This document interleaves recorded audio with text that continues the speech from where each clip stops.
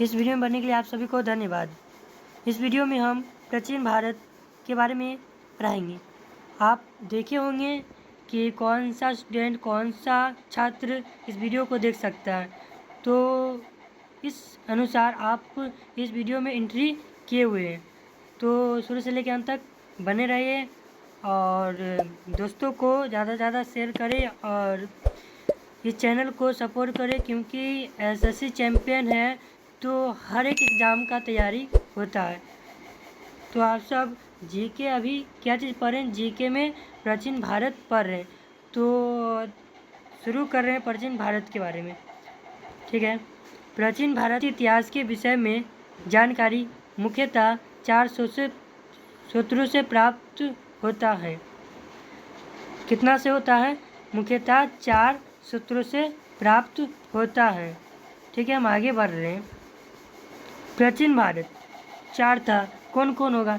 तो पहला है धर्म ग्रंथ, दूसरा है ऐतिहासिक ग्रंथ, और तीसरा है विदेशियों का विवरण, और चौथा है विरासत्व संबंधी साक्षरता। तो कुछ यहाँ तक यहाँ है कि धर्म ग्रंथ, ऐतिहासिक ग्रंथ। तो आप सबको मन में उठता होगा कि भाई धर्म ग्रंथ, ऐतिहासिक ग्रंथ, विदेशियों का विवरण और पुरातत्व संबंधित साक्षरता, ये क्या है? इसमें कुछ जानकारी प्राप्त करना भी चाहिए कि इसके बारे में डिटेल हम पढ़ाएंगे। इससे पहले कुछ छोटा मोटा है उसका ज्ञान आपको दे रहे हैं कि आपको याद रहे धर्म ग्रंथ, ऐतिहासिक ग्रंथ और विदेशियों का विवरण और पुरातन संबंधित साक्षरता। ठीक है।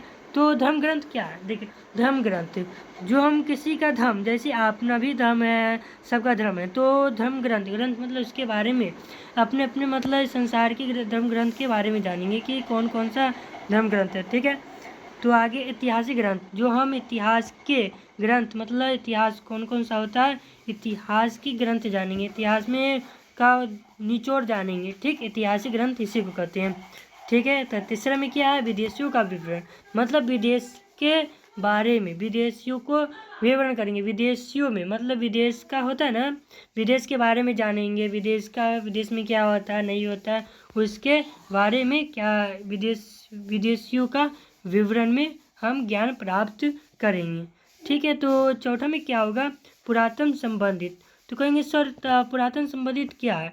तो देखो छोटो, पुरातन संबंधित ये है कि पुराना बातों का क्या होता है? संबंधित। मतलब संबंधित क्या होता है? बोले तो तुम्हारा संबंधित कौन है? तो मतलब तुम कहते हो ना कि बगल वाला, तो संबंधित मतलब किसी चीज़ के बारे में। ठीक।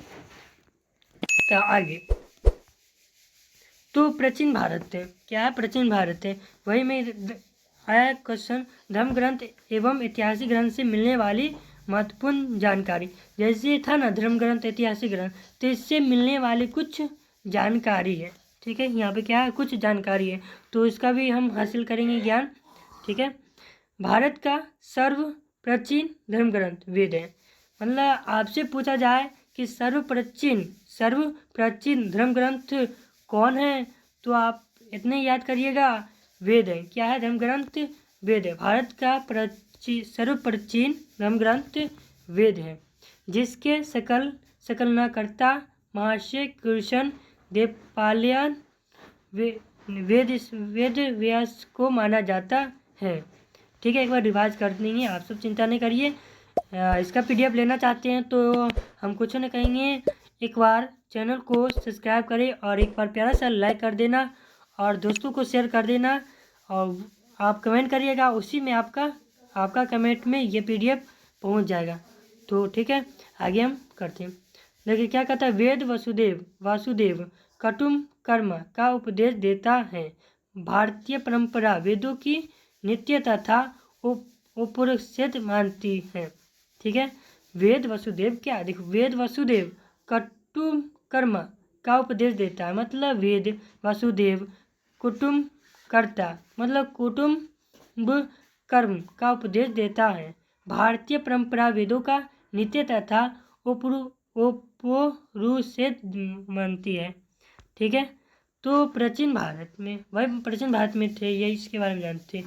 आप पूछा जाए कि आपसे कि वेद कितना है, तो वेद कितना हो? 4। क्या है? वेद कितना है? वेद 4 है। आप पूछा जाएगा सर कौन कौन वेद होता है, तो छोटू देखो, ऋग्वेद होता है पहला में, दूसरा में क्या होता है, यजुर्वेद होता है, और तीसरा में क्या होता है, सामवेद होता है, और सर फिर चौथा क्या होगा, तो चौथा छोटू अर्थवेद होगा। इन चारों वेदों को साहित्य कहा जाता है। तो मतलब कोई पूछे कि ऋग्वेद, यजुर्वेद, सामवेद, अर्थवेद, इस चारों वेद को हम क्या कर सकते हैं, तो छोटू कुछ नहीं करना है, क्या करना है, सर साहित्य कहा जाता है, साहित्य कहा जाता है। क्या क्या कहा जाता है, कुछ नहीं करना, साहित्य कहा जाता है। किस किस को साहित्य कहा जाता है, सर चारों को। कौन को, नाम बताओ, ऋग्वेद, यजुर्वेद, सामवेद, अर्थवेद, इस सब को क्या कहा जाता है, साहित्य कहा जाता है। तो छोटू ठीक है, यहाँ तक बनने के लिए तो ये वाला एक बार रिवाइज कर देते हैं, आप सबको समझ में आ जाए। एक लाइन में रिवाइज कर देंगे तो आप सबको समझ में आ जाएगा। यहाँ से शुरू करते हैं, प्राचीन भारत। देखिए हम रिवाइज करेंगे यहाँ से, आपको कुछ नहीं करना, ध्यानपूर्वक सुनना, 1 मिनट में पूरा कंप्लीट कर देंगे। प्राचीन भारतीय इतिहास के सूत्र। प्राचीन भारतीय इतिहास के विषय में जानकारी मुख्यतः 4 सूत्रों से प्राप्त होता है।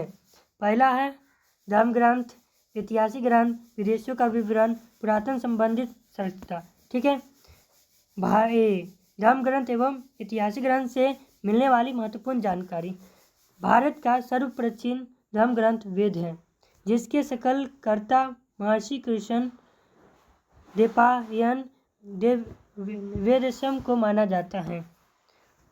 वेद वसुदेव कुटुम्बकम का उपदेश देता है। भारतीय परंपरा वेदों को नित्य तथा उपनिषद मानती है। वेद कितना है, 4 है, ऋग्वेद, यजुर्वेद, सामवेद, अर्थवेद। यह चारों वेदों को साहित्य कहा जाता है।